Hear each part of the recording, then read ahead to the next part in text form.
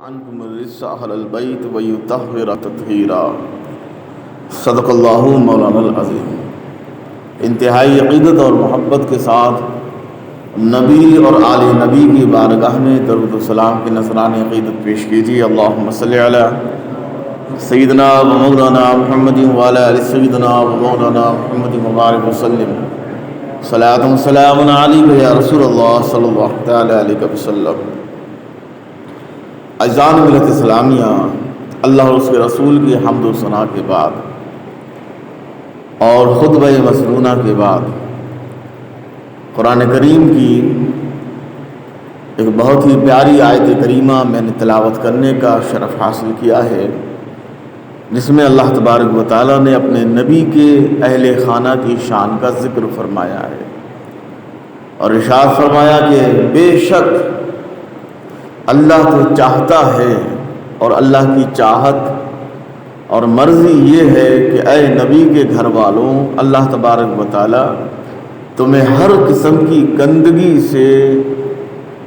اور ہر قسم کی نجاست اور ثقافت سے اللہ رب العزت تمہیں جو ہے دور فرما دے،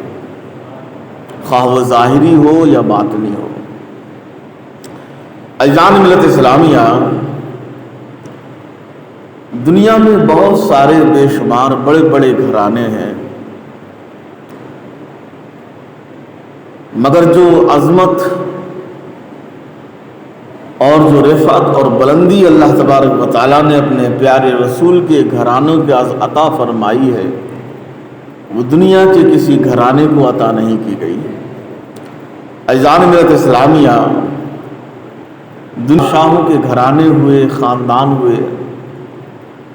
مگر وقت کے ساتھ وہ پہلے صفحہ ہستی سے مٹے،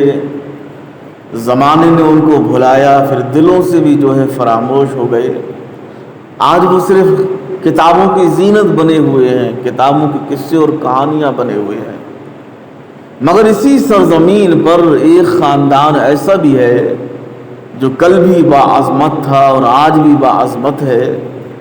جس کا اقبال اللہ نے کل بھی بلند فرمایا تھا، آج بھی بلند فرمایا ہے اور قیامت تک اللہ اس کو بلند فرمائے رہے گا۔ اور وہ خاندان ہمارے اور آپ کے پیارے نبی کا خاندان ہے اور ان کے اہل و عیال ہیں کہ جو کل بھی روشن تھے، آج بھی روشن ہیں اور صبح قیامت تک روشن رہیں گے۔ اعزان ملت اسلامیہ، یہ نبی کے اہل و عیال ہیں جو کربلا میں کہیں حسین بن کر چمک رہے ہیں، تو بغداد کی سرزمین پر بڑے پیر بن کر چمک رہے ہیں، اجمیر کی سرزمین پر خواجہ معین الدین بن کر چمک رہے ہیں، دیبا کی سرزمین پر وارث پاک بن کر چمک رہے ہیں، کشوشا کی سرزمین پر مخدوم پاک بن کر چمک رہے ہیں، مہریرا کی سرزمین پر آل رسول بن کر چمک رہے ہیں۔ عزیزان ملت اسلامیہ، اور کیوں نہ ہو، یہی وہ خاندان ہے کہ جس کے تعلق سے حضرت امام جلال الدین سیوطی فرماتے ہیں کہ اگر آسمانوں کی روشنی چاند تاروں سے ہے تو زمین کی زینت اور روشنی اللہ کے نبی کے گھرانے سے ہے۔ اعزان ملت اسلامیہ، وہ وقت یاد کریے کہ جب اللہ کے رسول صلی اللہ علیہ وآلہ وسلم نے اپنی زندگی کا آخری خطبہ ارشاد فرمایا۔ یہ خطبہ حجۃ الوداع تھا، حضور کی حیات ظاہری کا آخری خطبہ تھا۔ آقا کریم صلی اللہ علیہ وآلہ وسلم اپنی اونٹنی پر بیٹھے ہوئے ہیں اور لوگوں کے سامنے اپنی حیات ظاہری کا آخری خطبہ دے رہے ہیں۔ میرے آقا صلی اللہ علیہ وآلہ وسلم نے ارشاد فرمایا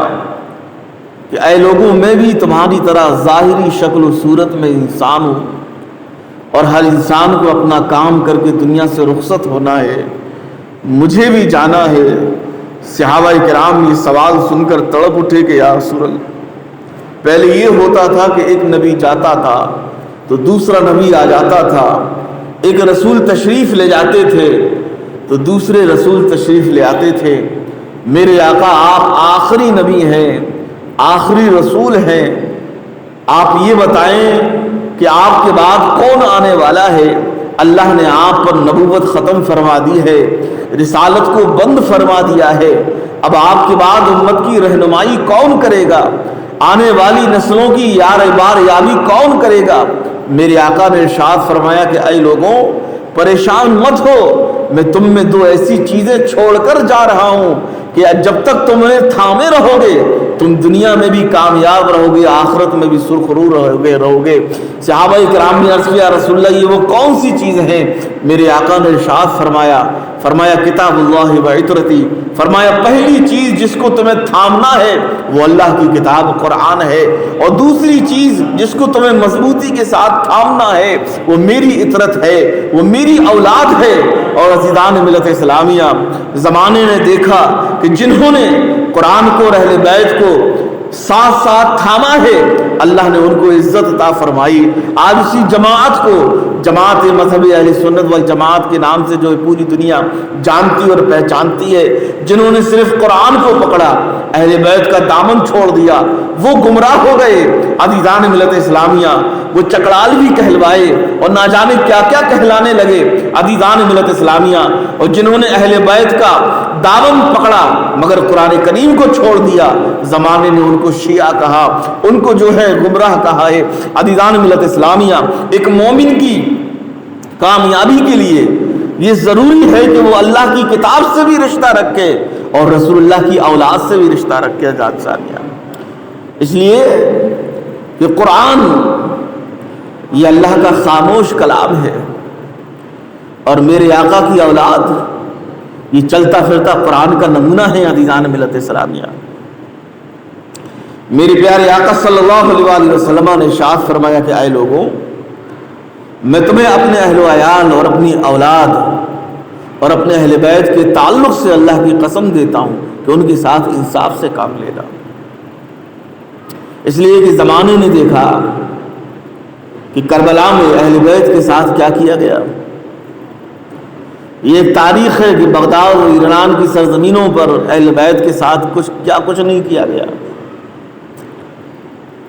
اور آج بھی عزیزان ملت اسلامیہ اہل بیت کرام اور سادات کرام کو وہ حق کے تعظیم جو انہیں ملنا چاہیے آج لوگ انہیں دینے کے لیے تیار نہیں ہیں۔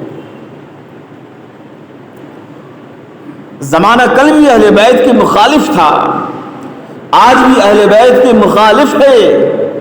مگر زمانہ سن لے، وہ دنیا کان کھول کر سن لے، میرے نبی کے اہل بیت چمکتے ہوئے سورج کی طرح ہیں، اور جب سورج پر کوئی تھوکتا ہے نا سورج کا کچھ نہیں بگڑتا، تھوکنے والے کے منہ پر ہی آیا کرتا ہے۔ ذات سامیہ ہے نا؟ میرے آقا نے ارشاد فرمایا کہ اے لوگوں میں تمہیں وصیت کر رہا ہوں اپنے اہل بیت کے تعلق سے کہ جب تک زندہ رہنا سچے مسلمان بن کر رہنا، اور سچے مسلمان کی نشانی یہ ہے حضور نے فرمایا کہ میرے اہل بیت کے وفادار بن کر رہنا۔ ذات ثانیہ، میرے آقا نے ارشاد فرمایا کہ تم میں سے جب کوئی دنیا سے جاتا ہے اور اس کے دل میں اگر اہل بیت کی محبت کا چراغ ہے اور وہ روشن ہے، حضور فرماتے ہیں کہ اہل بیت کی محبت کے صدقے میں اللہ تعالیٰ مرنے والے کو قبر کی آزمائش اور امتحان سے آزاد فرما دیتا ہے، قبر کے سوال و جواب سے اللہ اسے آزادی فرما دیتا ہے۔ حضور فرماتے ہیں کہ اس کا استقبال ایسے کیا جاتا ہے جیسے باراتوں میں جو ہے دولہے کا استقبال کیا جاتا ہے۔ ذات ثانیہ، اور میرے آقا نے ارشاد فرمایا جو اہل بیت کی دشمنی لے کر کے دنیا سے جاتا ہے، حضور فرماتے ہیں کہ پھر وہ کتنا ہی بڑا زاہد ہو، عابد ہو، نمازی ہو، اپنے وقت کا کچھ بھی ہو، حضور فرماتے ہیں کہ اگر وہ اپنے دل میں اہل بیت کی، میرے رشتہ داروں کی، میرے اولادوں کی، میرے بیٹوں یا بیٹیوں میں سے کسی کی عداوت لے کر وہ دنیا سے جاتا ہے، حضور فرماتے ہیں کہ مرنے سے پہلے اسے ایمان سے محروم کر دیا جاتا ہے۔ یہ اہل بیت سے دشمنی کا نتیجہ ہے۔ عزیزان سامعین، آقا کریم صلی اللہ علیہ وسلم نے ایک اور مقام پر ارشاد فرمایا لا یؤمن عبد حتی اکون احب الیہ من نفسہ، اے لوگوں تم میں سے اس وقت تک کوئی مومن نہیں ہو سکتا جب تک کہ میں اسے اس کی جان سے زیادہ محبوب نہ بن جاؤں۔ اور حضور نے آگے فرمایا کہ اس وقت تک بھی مومن نہیں ہو سکتا جب تک تم اپنے بچوں سے زیادہ میری اولاد سے محبت نہ کرنے لگو، اپنے رشتہ داروں سے زیادہ میرے رشتہ داروں سے محبت نہ کرنے لگو، اور اپنے خاندان سے زیادہ میرے خاندان سے تم محبت نہ کرنے لگو۔ اذان میں ثانیہ، میرے آقا نے ارشاد فرمایا قیامت کا جب دن ہوگا، فرمایا کہ ہر رشتہ ٹوٹ جائے گا، بکھر جائے گا، سوائے میرے رشتے کے اور میری نسبت کے۔ اذان ثانیہ، میدان محشر میں نہ باپ بیٹے کے کام آئے گا، نہ بیٹا باپ کے کام آئے گا، نہ ایک رشتہ دار دوسرے رشتہ دار کے کام آئے گا، مگر اذان ملت اسلامیہ جہاں میدان محشر میں رشتوں کی مار ہو رہی ہوگی اور لوگ ایک دوسرے کا منہ دیکھ کر بھاگ رہے ہوں گے، حضور نے فرمایا ایسے خوف اور ہراس کے عالم میں بھی اللہ تعالیٰ، حضور نے فرمایا کہ میری نسبت اور میرے رشتوں کو اللہ ٹوٹنے سے محفوظ فرمائے گا۔ عذاب ثانیہ، حضور نے فرمایا میرے رشتوں کو، آپ کا بھی تو حضور سے غلامی کا رشتہ ہے نا، کوشش کیجیے کہ وہ جڑا رہے، اور اگر یہ غلامی کا رشتہ جڑا رہا تو انشاءاللہ یہاں بھی ہم کامیاب رہیں گے، انشاءاللہ وہاں بھی ہم اور آپ کامیاب رہیں گے۔ میرے آقا صلی اللہ علیہ وآلہ وسلم نے ارشاد فرمایا کہ یہ جو حسن اور حسین ہیں یہ میرے بیٹے ہیں، فرمایا کہ اے اللہ ان سے محبت فرما۔ حضور نے فرمایا اے اللہ ان سے محبت فرما، اور فرمایا کہ اے اللہ ان کے والدین علی اور فاطمہ سے بھی محبت فرما، اور اس کے بعد لوگوں کو حکم دیا کہ اے لوگوں تم بھی میرے بیٹوں سے اور ان کے والدین سے محبت کرو، اور پھر اس کے بعد اللہ رب العزت کی بارگاہ کی طرف متوجہ ہو کر میرے آقا نے ارشاد فرمایا کہ اے اللہ جو حسنین سے محبت رکھے، ان کے والدین علی و فاطمہ سے محبت رکھے، اے اللہ تو اس بندے مومن سے محبت فرما۔ ذات ثانیہ، تو دنیا کے اندر جسے اللہ کی محبت چاہنا ہو، حضور فرماتے ہیں وہ حسنین سے اور حسنین کے والدین کریمین سے محبت کرے۔ ذات ثانیہ، اہل بیت کرام، جیسا کہ حضور نے فرمایا کہ تم میں سے اس وقت تک کوئی مومن کامل نہیں ہو سکتا کب تک، جب تک کہ وہ اپنے بچوں سے زیادہ میرے بچوں سے یعنی حسنین کریمین اور ان کی اولادوں سے محبت نہ کرنے لگے۔ یہی وجہ ہے کہ صحابہ کرام اپنے بیٹوں سے زیادہ حضور کے شہزادوں سے محبت فرمایا کرتے تھے۔ عذاب ثانیہ، حضرت ابو بکر صدیق رضی اللہ تعالیٰ عنہ فرماتے ہیں کہ مجھے حضور کے رشتہ داروں پر خرچ کرنا اپنے رشتہ داروں پر خرچ کرنے اور ان کی خدمت کرنے سے زیادہ پسند ہے، اس لیے کہ اس میں دوہرا اجر ہے، ایک حضور کی قرابت کا لحاظ رکھنا اور دوسرا حضور کی نسبت اور حضور کے رشتہ داروں کی خدمت کرنا۔ ذات ثانیہ، حضرت عبداللہ ابن مسعود رضی اللہ تعالیٰ عنہ نے ارشاد فرمایا کہ لوگ نفلی عبادت کرتے ہیں، کوئی نفلی روزہ رکھتا ہے، کوئی نفلی نمازیں پڑھتا ہے، کوئی خانہ کعبہ کا نفلی طواف کرتا ہے۔ حضرت عبداللہ بن مسعود فرماتے ہیں کہ لوگوں مجھے 1 سال کے نفلی روزے رکھنے سے اور 1 سال کی نفلی نماز پڑھنے سے فرمایا یہ بہتر ہے کہ میں 1 لمحہ نبی اور آل نبی کی محبت میں گزار دوں۔ ذات ثانیہ،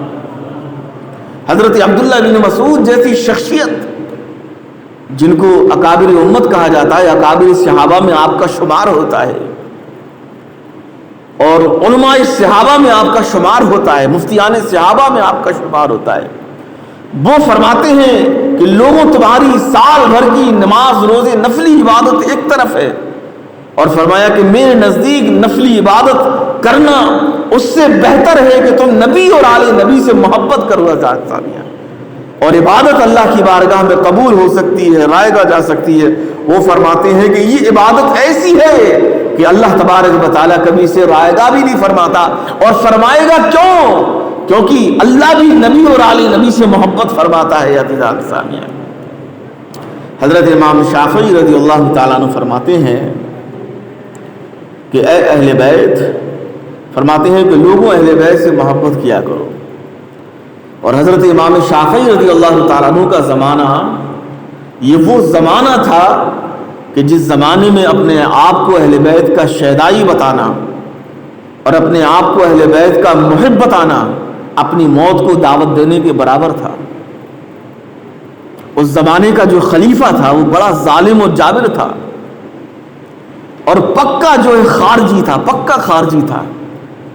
آل نبی سے، اولاد علی سے دشمنی رکھنے والا. اگر اسے پتا چل جاتا کسی کی یہاں بچہ پیدا ہوا ہے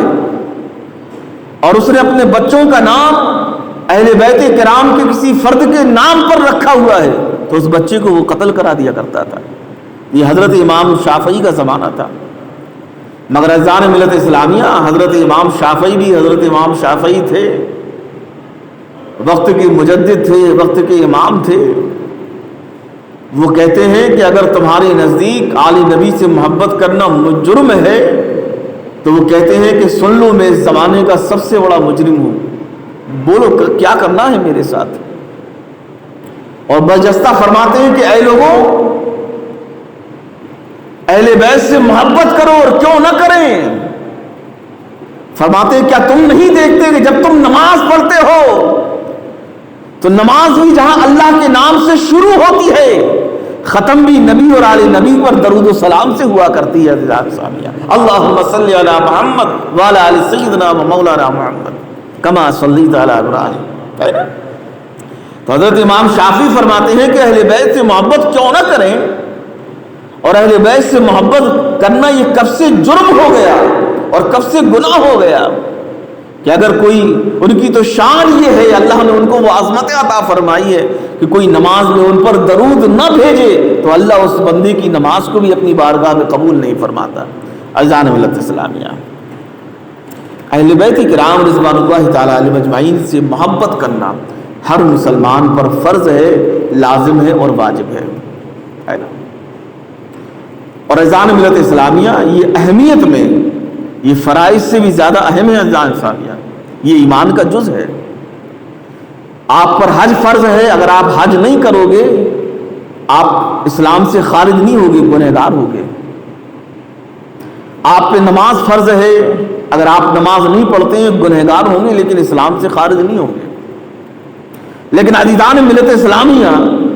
یہ بات متفقہ طور پر علماء نے فرمائی ہے کہ ایک شخص نمازی ہو، حاجی ہو، کچھ بھی ہو، مگر وہ محب اہل بیت نہ ہو تو فرمایا کہ ایسے شخص کو مسلمان کہنے اور کہلوانے کا کوئی حق نہیں ہے. ذات سامیہ، خود میرے آقا نے ارشاد فرمایا ادبوا اولادکم ثلاثۃ خصال. میرے آقا نے ارشاد فرمایا کہ اے لوگوں، اپنی اولادوں کو 3 چیزیں سکھاؤ. پہلی چیز اپنی نبی سے محبت کرنا سکھاؤ، اپنی اولادوں کو عاشق رسول بنانا سکھاؤ. کوشش کرو تمہاری اولادیں عاشق رسول بن جائیں، اس لیے کہ ہر دن نئے فتنے ہمارے اور آپ کے سامنے جو ہے جنم لے رہے ہیں. اسلام کے نام پر نئی نئی شاخائیں، نئے نئے فتنے اور گروہ جو ہے دن بدن جو ہے سر اٹھا رہے ہیں. کوئی کہتا ہے مجھے اولیاء کی ضرورت نہیں، کوئی کہتا ہے مجھے اماموں کی ضرورت نہیں، کوئی کہہ رہا ہے مجھے قرآن ہی کی ضرورت نہیں، کوئی کہہ رہا ہے مجھے حدیث کی ضرورت نہیں. اذان ملت اسلامیہ یہ فتنے ہیں جو ہمارے زمانے میں اٹھ چکے ہیں. ہم اور آپ تو بہت چھوٹے سے شہر میں رہتے ہیں اس لیے ہمیں اصل نہیں. باہر جا کر دیکھیے، آپ نے دیکھا ہوگا اگر آپ باہر دیکھے ہوں گے، یہ وہ فتنے ہیں اور یہ وہ گروہ ہیں جو ہمارے ہی درمیان سے اٹھ رہے ہیں. اگر ان گروہوں سے، ان فتنوں سے